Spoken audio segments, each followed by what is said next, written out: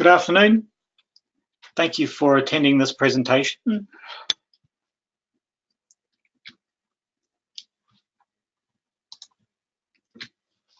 My name is Philip Taylor. I'm Hydro International's Technical Product Specialist for stormwater products for the Americas Stormwater. I've been with Hydro International for about 12 years now. I started my career in stormwater and soil conservation in New Zealand, working for a local water and soil conservation authority. I trained as a civil engineer. I have a New Zealand certificate in civil engineering. I'm a registered engineering associate in New Zealand and a certified professional in stormwater quality here in the US. For those of you that hang in there for the whole presentation, which should take roughly 35-40 minutes, something along that range. We have a post-webinar survey, which is really helpful to us, and to show appreciation for people who follow through and do that survey, we give away an Amazon gift card for $50 to someone. And last month, we gave away a card to Caitlin Walthall, who from Collins Engineering in Virginia, and we thank her very much for doing her survey. We had over 250 people register for this webinar. I think we have well over 100 people online at the moment, something like 150 people online. The presentation has been recorded and will be available through the YouTube channel Hydro International TV. For more information about any of our products and our company, you can go to our website as listed here. And I've also PDF'd this presentation and made it downloadable. So if you look at the downloads area on your screen, you should be able to download a copy of this presentation, so these links are there. Just a bit of an overview. I'm going to talk briefly about Hydro. I'm just going to review also the products that we cover so you understand a little bit about the products and how they work. This will help you understand the case studies a little more. Then I'm going to review a range of case studies, a summary review at the end, and then the exit survey. So a little bit about Hydro International. Hydro International has been around for well over 40 years. Originates from the UK. It still is a UK registered company. It started in the wastewater industry with one of the founding fathers developing the very first vortex flow control valves for combined sewer flow control. And from that, the vortex separators developed, and from that, the industry has grown.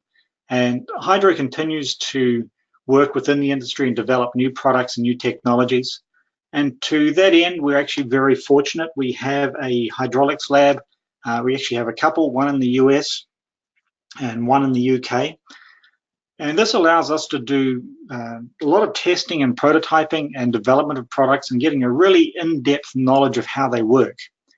And along with that comes very highly skilled staff. So as a company, we're very well situated to develop products, understand the industry, and really help engineers with their jobs, their projects, and develop solutions that are tailor-made to a site.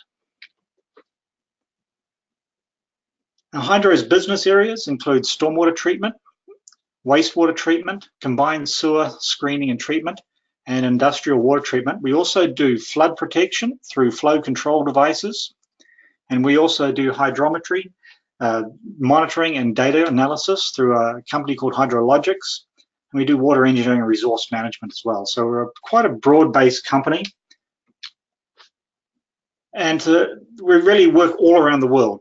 Over 200 employees. We work in 33 countries. We have direct employees employed in the United Arab Emirates, in Australia, in Brisbane, of course here in the UK, and here in the UK and here in the US.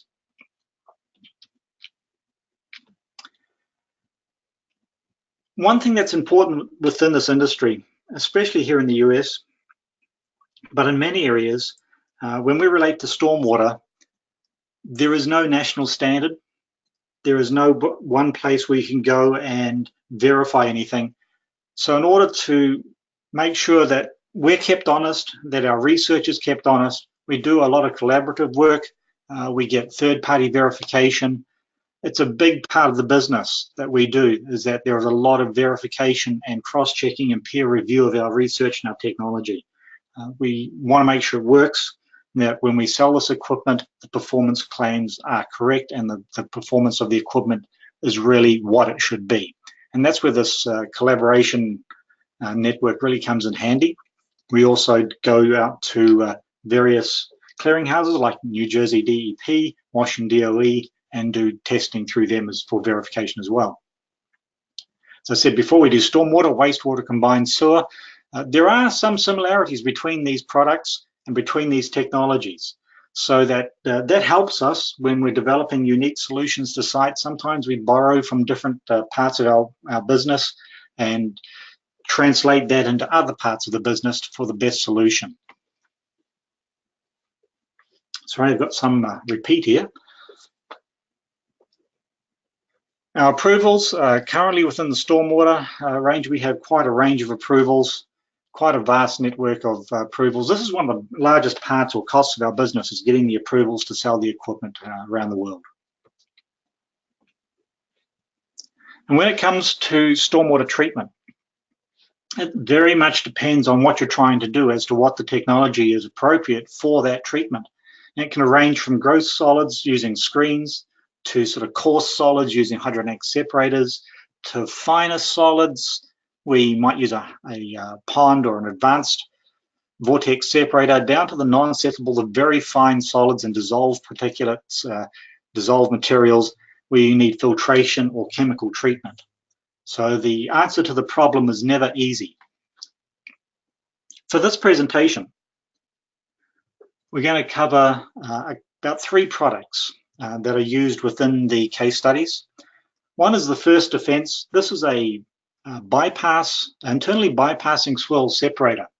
What I mean by that is that within the separator itself is an internal bypass, so it treats and bypasses the peak flow.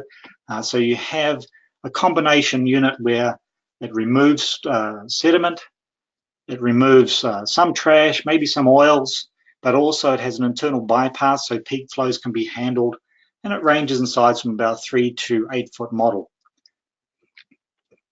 One of the advantages of a unit like this is that you can often put in multiple pipes, multiple angles. It's a very adaptable unit to a site. Another product we'll look at is the Downstream Defender.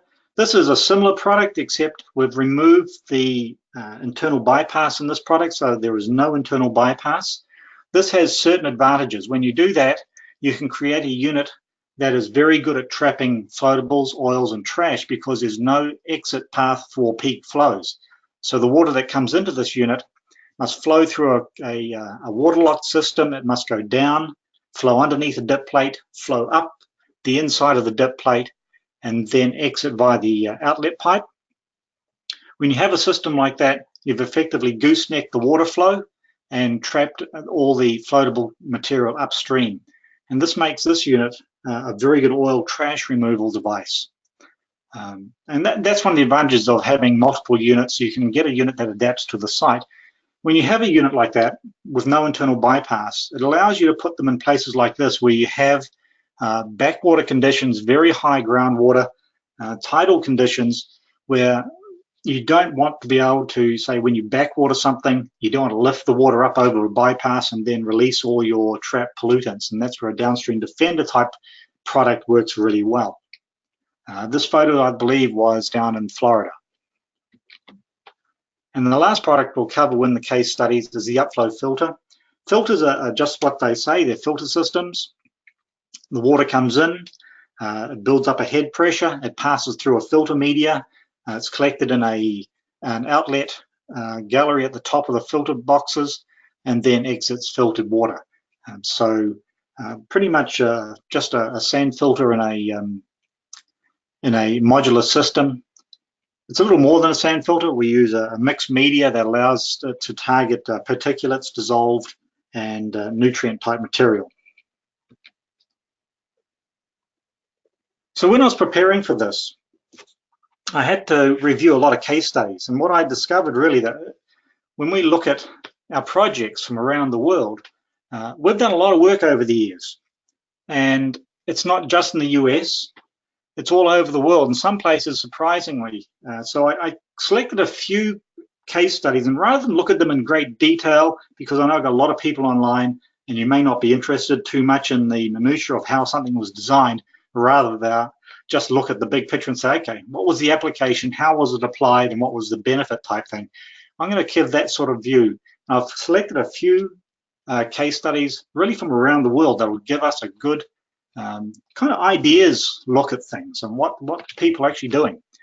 So the very first project I'm going to do is the M6 Smart Motorway in England. That's not because I went to Cambridge and got an education. Smart motorways are a design of motorway, or if you're in the US, you might call it a highway or a freeway. But they're designed such that they actively manage the traffic. So the system is designed to prevent or try and manage the traffic and constrain it within the existing boundaries. So you have things like active speed control. So as the congestion builds up, the speed drops to try and stop that stop-start stuff you get where people accelerate up to the speed limit and then get to the end of the line and have to stop, and that sort of thing, that push-pull stuff that happens on highways.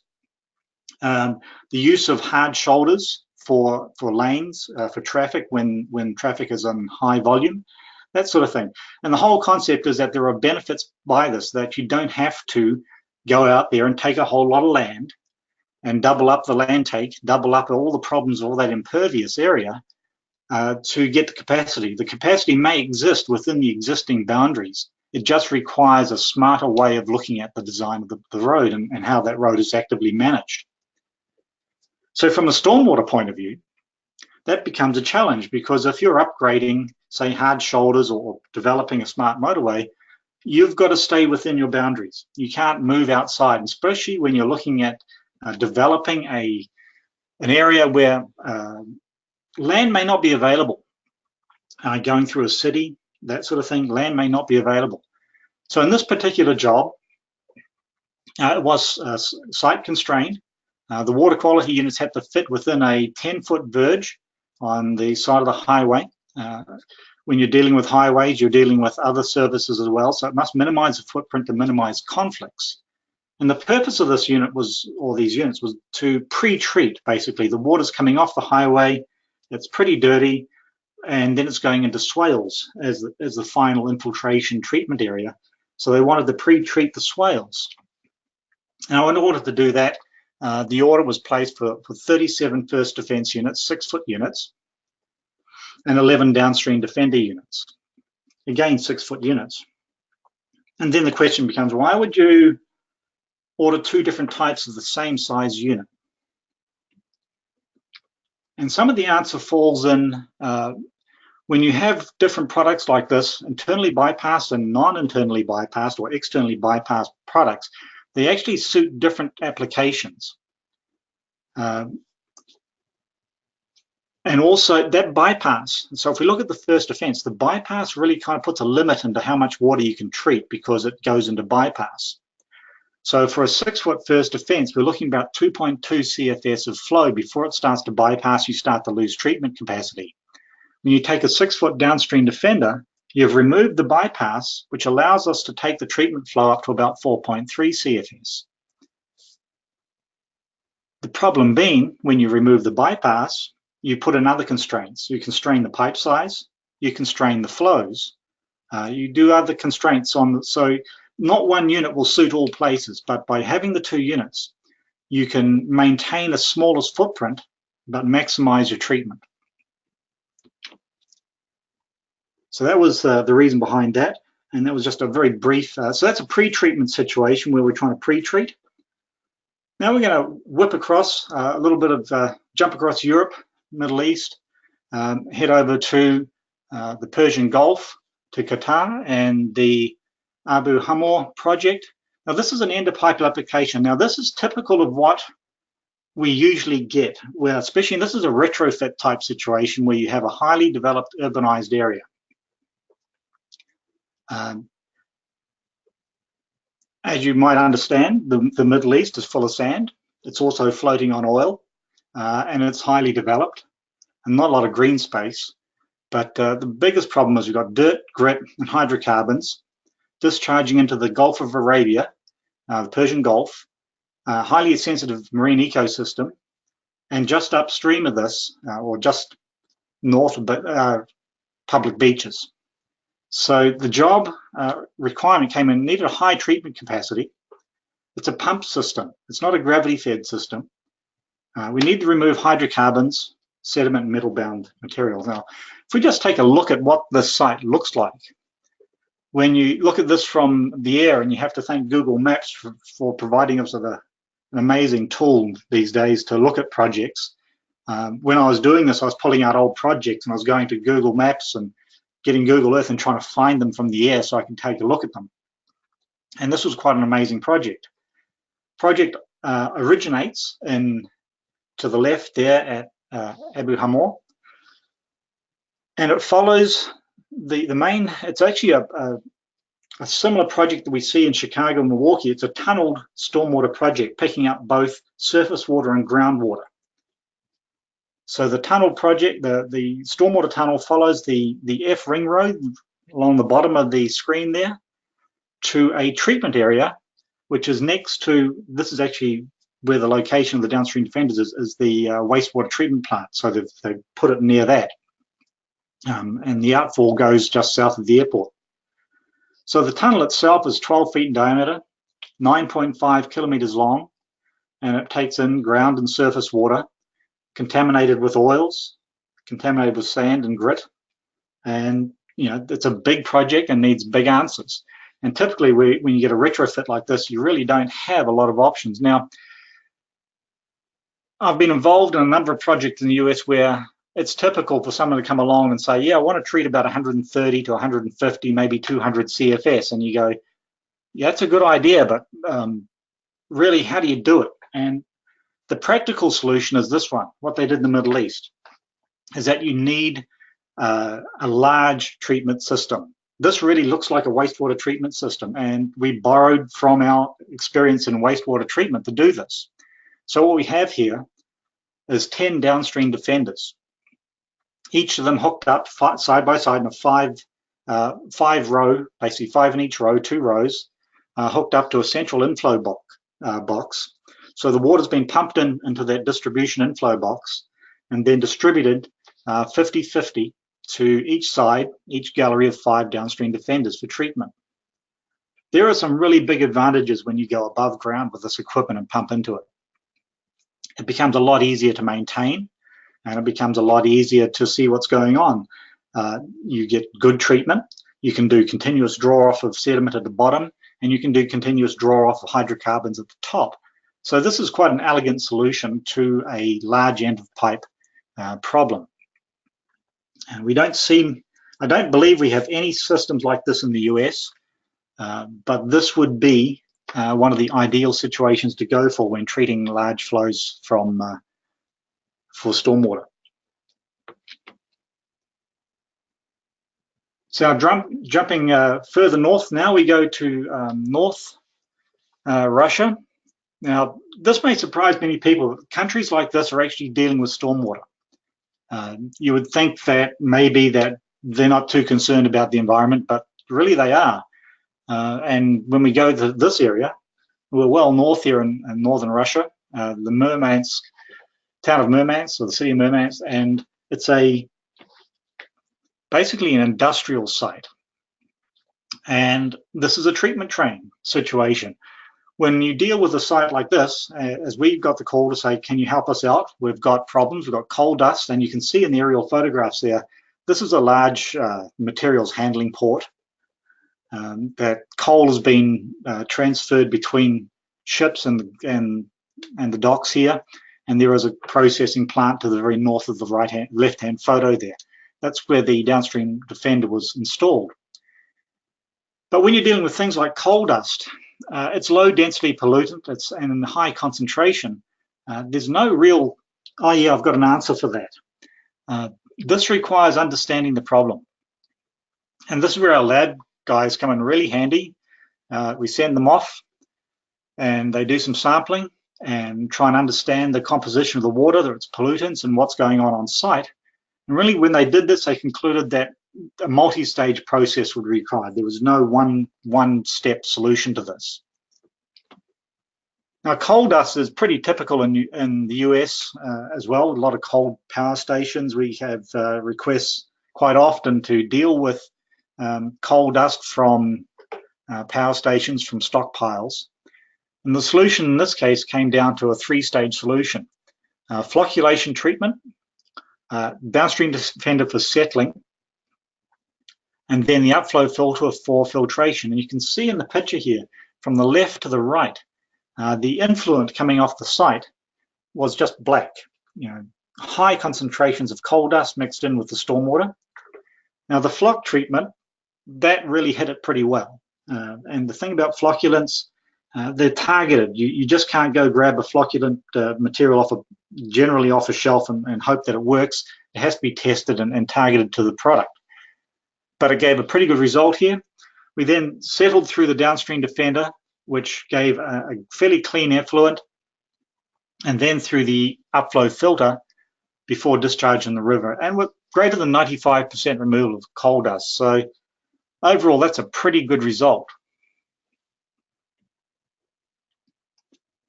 They trialed this on site before committing to the full-size system, and the trials came through really well. This is where this all came from. We do have the ability to put test units on site, and that allows you to pre-test a site before committing to a final purchase. Okay, jumping right across the ocean now, Mexico. This is an interesting case. This is a treatment, train, and reuse system. So in the US, we might call this a low-impact design system, but really, this is where things, you start to make connections between water and society and our relationship with it. This really is a social rehabilitation project rather than a stormwater project. It just happened to be that the stormwater was the way to do it. The whole area, the neighborhood, the Edison district in Monterrey, roughly about 133 acres, but there was one area in particular, several blocks of Edison Street, roughly 1.5 hectares or 3.7 acres. It was abandoned street islands running about 8 blocks. Really, the whole area was getting run down or had been run down. From a social point of view, this is not a good thing to happen. People don't want to be there. Crime rates go up. From an economic point of view, businesses don't want to go to places where there's crime. And also from a environmental point of view, this place flooded a lot. There was no handling of the stormwater. This was just a bad situation in the middle of the city.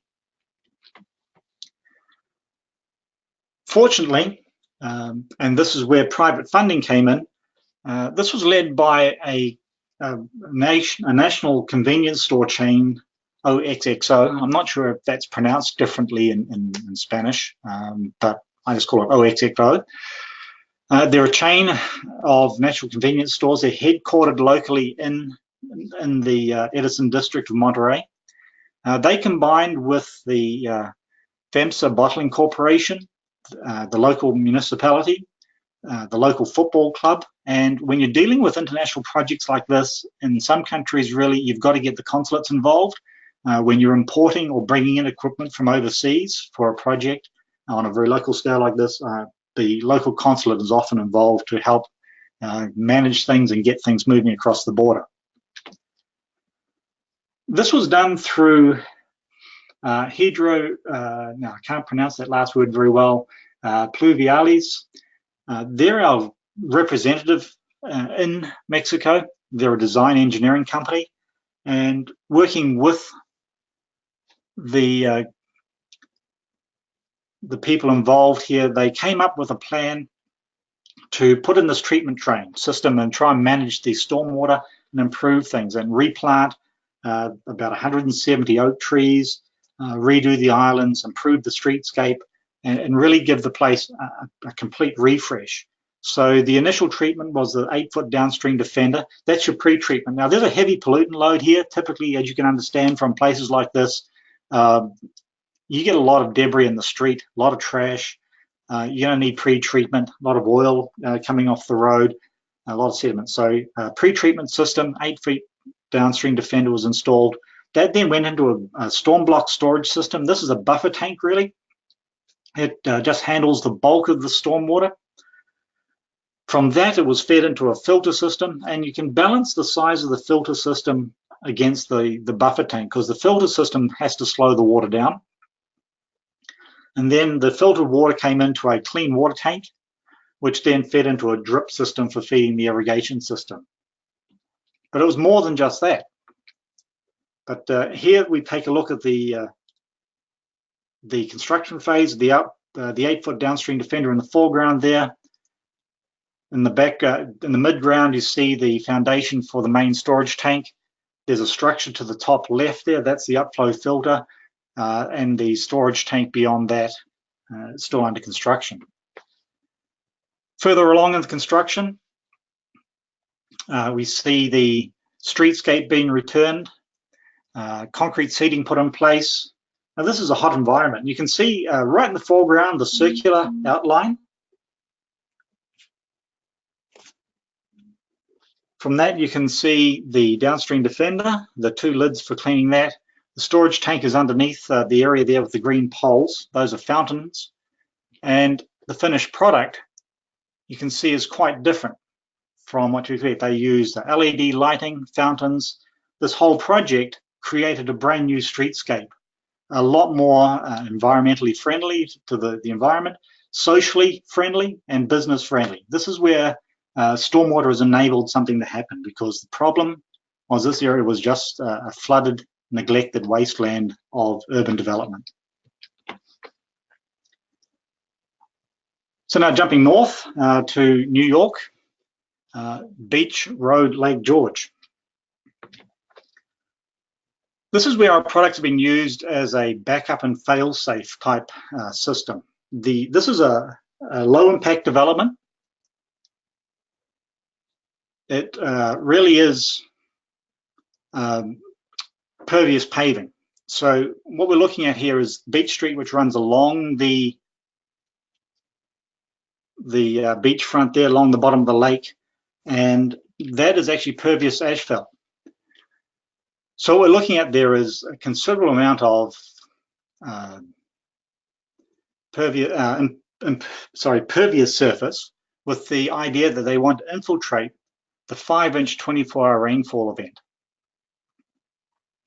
Now, when you're right on the lake edge, property lines do constrain, and that's one of the reasons why pervious pavement was used, because there's really not a lot of space for any other BMP. But at the same time, heavily trafficked pervious pavement in a cold climate is somewhat of a risk. So as a fail-safe, they installed a system like this. The water initially rainfalls on the pavement and can infiltrate through. As the water depth builds up, it can flow over into the overflow outlet to the right of the screen, where it enters infiltration pipes or flow distributing pipes underneath the pavement. On the outlet side of that, there's a flow control weir, and once the level breaches that, it then goes through the Downstream Defender and into the lake. So the Downstream Defender is providing a backup to the pervious pavement.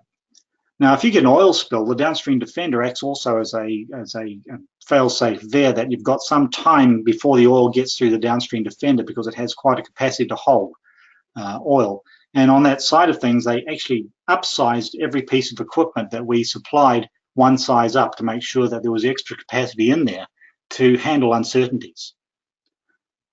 So, you know, this is a nice project showing the use of the equipment and pervious pavement.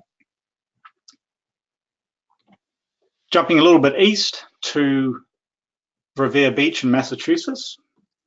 Now, this was an interesting project. This is not unlike the Monterrey project in some ways. This is a social development project.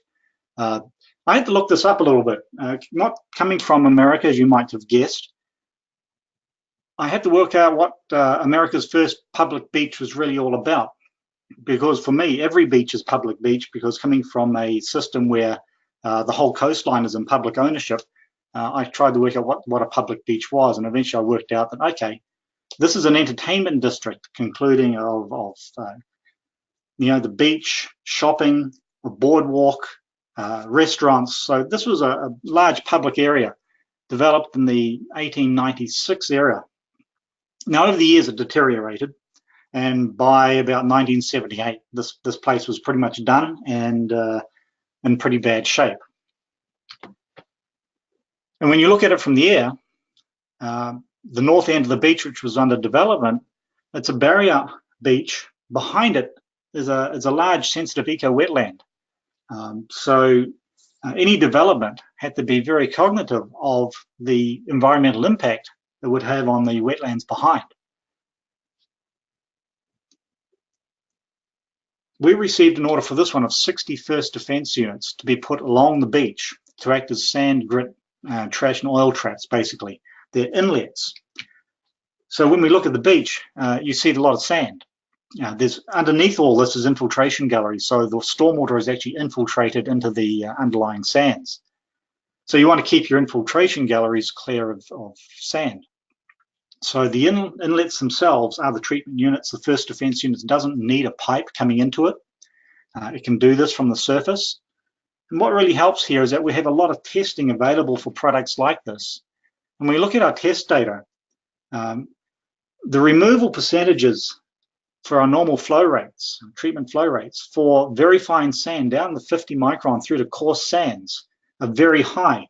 So when an engineer comes along and says, look, this is the product the problem I'm dealing with, and really I'm dealing with sand, some of it's going to be wind blown, some of it's going to be trafficked or just wave. So it's going to have some finer content. We can give a fairly good indication of what we expect the removal rates to be. And certainly when you get up to the 75 to 100 micron, you would get near 100% removal pre-treatment, so your infiltration galleries get well protected.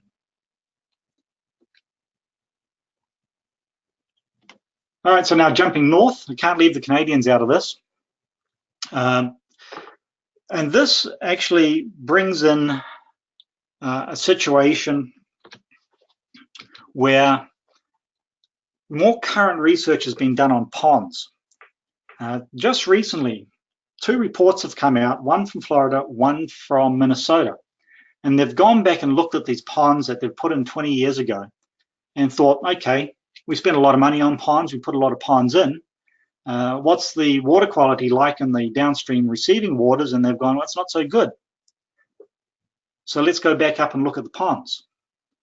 And really what's found out is that these treatment ponds do great for buffering flows. They did pretty good at removing sediment, but they've become hotspots for nutrients. And many of them are exporting more dissolved nutrient type material, dissolved phosphorus, dissolved nitrogen than they're importing, than they're removing. So they're becoming net exporters of nutrients. So that's really causing some consternation amongst the academics in the world at the moment. They're looking at these ponds going, okay, how do you fix this? You got lots of ponds. Currently, our only real solution is that you have to dig it out, or you have to treat the sediment with some sort of binding agent to hold that in there. We're still working on this. This is emerging technology, but in this case, here we have the Smart Centre in Bradford, Ontario. This filter system has actually been put on the back end of a pond. Now, this is all new, so it's not an existing pond. This is a shopping centre, and the filter system will pick up and treat the water coming from the pond. So the pond itself provides a really good buffering and pre-treatment, where the filter then can target things like dissolved phosphorus, nitrogen, which is really tricky. We won't get a lot of nitrogen generally. Metals, other things that come off. So you get a polishing on the outside, and you can use the pond as a buffer. We're doing a lot of research at the moment trying to find better media that'll attack and hold in the phosphorus and the nitrogen. Okay, getting through this, a couple more things to go through. We're going to jump right across the Pacific Ocean now, right across America. head down to New Zealand. And you might notice there's New Zealand and Australia here. This is something I get a lot. Just want to make it clear, they're two different countries. Okay, so I come from New Zealand. Australia's off to the left there. It's a different country. I know that's a little unconventional way of thinking. Some people think they're the same place. Something to do with the accents. But anyway, this falls in the unconventional section of Project Runway, you might say, the Tim Gunn unconventional type challenge. Palmerston, North New Zealand, I mean, this is typically what we see in many urban areas is channelized waterways. I can go just down the road here. I live in Oregon, Wisconsin. It's a small town. I go for a run in the park. I could look at the channel running through the local park. It looks just like this. It's a concrete channel. It's got a good bit of aquatic growth in it. There are fish living in it. But anything that's floating and trash just gets channeled downstream into the lakes.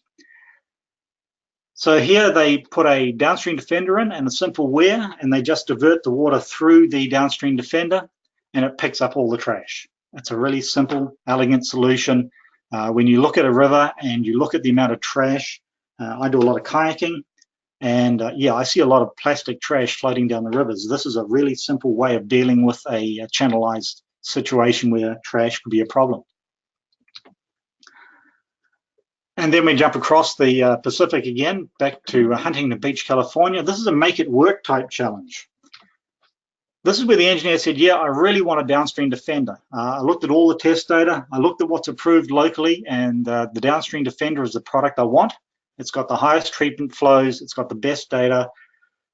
Here's the problem. I want a surface inlet type system with a curb cut so that I get sheet flow coming in and it goes straight into the Downstream Defender. Well, having no internal bypass, this is something you can actually do pretty easily. We lifted the whole thing up, adjusted the inlet and outlet a little bit, and the contractor built a curb cut and put there the Downstream Defender, and then finished it off. So in the foreground you see the cover over the curb cut with an access lid for cleaning. Downstream Defender hidden away there in the planting and the landscaping. This is the sort of thing we can do as a supplier and vendor, that we can modify our equipment and provide some assurance that it's going to work.